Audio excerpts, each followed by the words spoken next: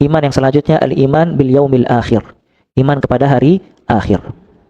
Ya, sebagaimana sabda Nabi sallallahu alaihi wasallam, "An tu'mina billahi wa malaikatihi wa kutubihi wa rusulihi wal yaumil akhir." Dinamakan hari akhir karena tidak ada lagi hari setelah hari kiamat.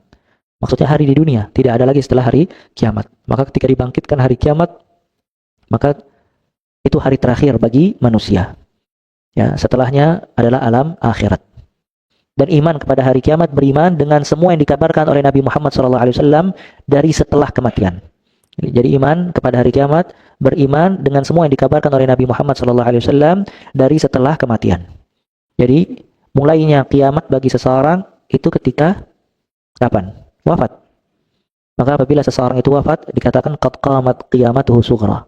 Telah dibangkitkan kiamat dia yang kecil. Kenapa? Karena kalau dia sudah wafat dia akan mendapatkan semua janji Allah Azza wa Jalla. Ya, dari mulai dia wafat, ya, maka di antara iman kepada hari kiamat, kata para ulama, iman dengan nikmat kubur dan azab kubur. Alam barzakh itu satu alam yang terjadi sebelum alam akhirat. Kata Allah Azza wa Jalla, "Wa min waraihim barzakhun ila yaumi yub'atsun." Di belakang mereka ada barzakh, maksudnya kuburan, alam kubur sampai hari kebangkitan. Ya, jadi beriman kepada nikmat kubur dan azab kubur. Kalau seorang di kuburan itu ada kehidupan antara dua, imma dia mendapatkan nikmat atau dia mendapatkan azab. Kalau dia bisa menjawab pertanyaan malaikat, maka dia mendapatkan nikmat. Kalau dia tidak bisa menjawab pertanyaan malaikat, maka dia mendapatkan azab. Ya, fitnah kubur itu pertanyaan para malaikat. Karena seseorang akan didatangi oleh dua malaikat dan ditanya, "Man rabbuk, ma dinuk, man nabiyuk?" Siapa Rabb kamu, apa agama kamu, dan siapa nabimu? Kalau seorang mukmin dia akan mengatakan Allah Rabbi, Allah Rabbku, agamaku Islam dan nabiku Muhammad sallallahu alaihi wasallam. Kalau orang kafir dia mengatakan ha la adri, sami'tun nas yaqulun faqul. Ha aku tidak tahu, aku hanya mendengar manusia mengucapkan sesuatu, aku mengikutinya. Ini kata para ulama ada satu hukum la taqlid fil aqaid. Tidak ada taklid dalam bab akidah. Karena orang-orang itu ketika ditanya nggak bisa jawab, dia hanya ikut-ikutan. Maka ini menunjukkan tidak ada taklid dalam bab akidah. Akidah harus dibangun di atas ilmu dan harus belajar dan di atas basirah. Kemudian ada hempitan kubur. Ya, semua orang akan mendapatkan hempitan kubur. Sampai kata Nabi sallallahu alaihi wasallam, kalau seandainya ada yang selamat dari hempitan kubur, maka yang selamat adalah Sa'ad ibn Mu'adz.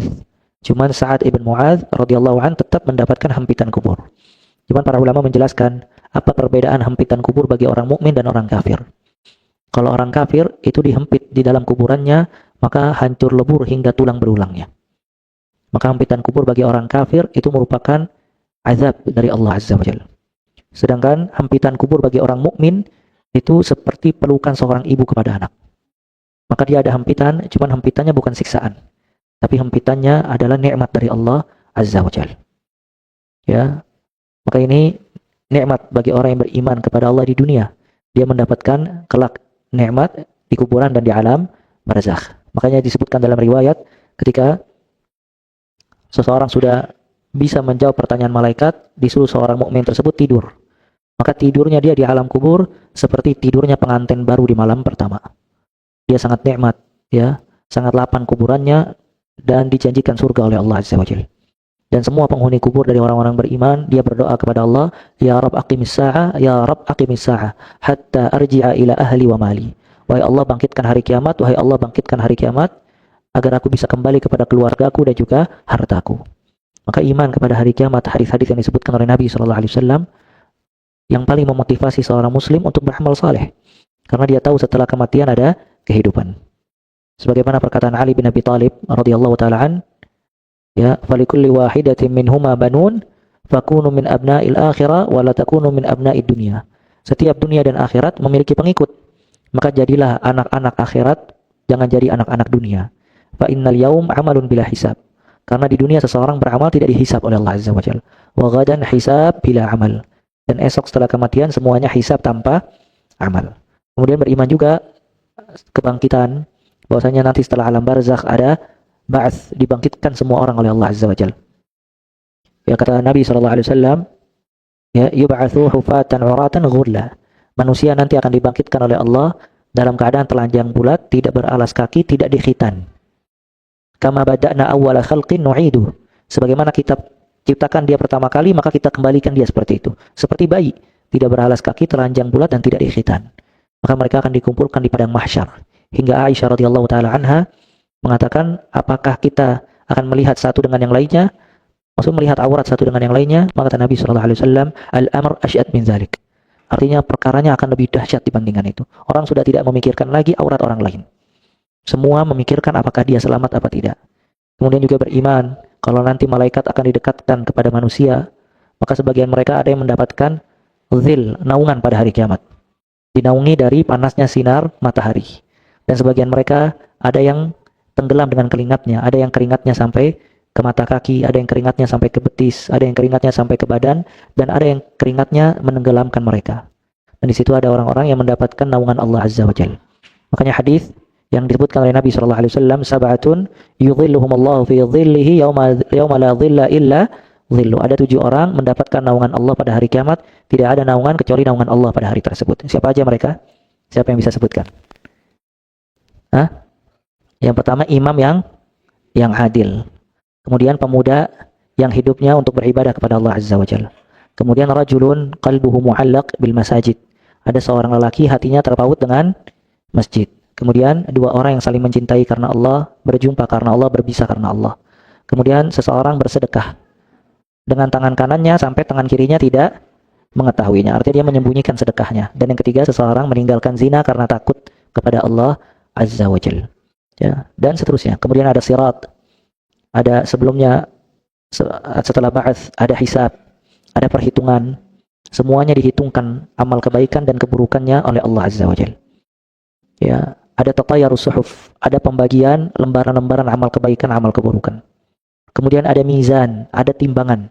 Akan ditimbang antara amal kebaikan dengan amal keburukan. Ya. Dan kata para ulama, maksud dari hisab itu arad. Artinya hisab yang selamat itu hanya diperlihatkan oleh Allah amal kebaikan dan amal keburukan. Itu yang selamat. Tapi kalau nuqish, dia diajak diskusi dan ditanya, itu tanda dia akan diazab oleh Allah Azza wa Jalla. Sebagaimana disebutkan, faman nuqish udzib. Siapa yang didiskusikan dan ditanya tentang dosa-dosanya, itu tanda diazab oleh Allah Azza wa Jalla. Kemudian ada sirat. Nanti setiap manusia melewati sirat. Wa inna minkum illa wariduha. Tidak ada salah seorang di antara kalian melainkan pasti melewati sirat. Sirat satu jembatan yang dia lebih tipis dibandingkan rambut, lebih tajam dibandingkan pedang, dan manusia berbeda-beda melewati jembatan tersebut. Ada yang melewatinya seperti kilat, ya sangat cepat. Ada yang melewatinya seperti mengendarai kuda. Ada yang melewatinya berlari. Ada yang melewatinya berjalan. Dan ada yang melewatinya merangkak. Nah, yang merangkak ini antara selamat dan tidak selamat. Karena di samping sirat ada kalalib. Ada kayak semacam besi-besi yang siap menarik orang-orang yang tidak selamat. Maka orang yang merangkak, ada sebagian mereka selamat, ada yang sebagian mereka ketarik dimasukkan ke dalam api neraka. Kemudian juga nanti sebelum di surga ada kantarah. Apa ikhwah kantarah? Kantarah itu satu tempat sebelum masuk ke surga.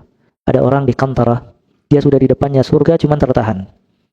Subhanallah, datang orang-orang kepada dia. Ya, maka orang ini berkata, laqad syatama hadza wa akhadha mala hadza wa daraba hadza. Si fulan telah mengejek si fulan, telah mengambil harta fulan, telah menzalimi si fulan.